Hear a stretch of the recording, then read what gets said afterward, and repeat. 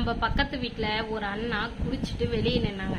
நம்ம ஊரில் இப்போ சிலிண்டர் கிடைக்கிறதே ரொம்ப கஷ்டமாக போயிடுச்சு. சிலிண்டர் வண்டி போகவும் நான் வந்து போயிட்டு அண்ணான்னு சிலிண்டர் வண்டியை கூப்பிட்டேன்.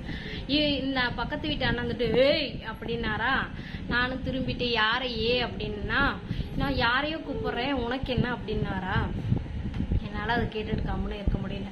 நான் அவங்க ஒய்ஃப் சொன்னாங்க என்னை தான் கூப்பிட்டாரு அப்படின்னு சொன்னோன்னா நான் உள்ளே வந்துட்டேன். தேவையில்லாமல் வார்த்தை வீசினாரா. என்னடான்னு போய் கேட்டேன். இதில் என்னங்க தப்பு? வந்து எகிர்னு எகிறாரு. நம்மளுக்கு இது மாதிரி பிடிக்கவே பிடிக்காதுங்க. நம்மள்கிட்ட வந்து கரெக்டாக நடந்துக்கணும், வந்து கரெக்டாக இருக்கணும்.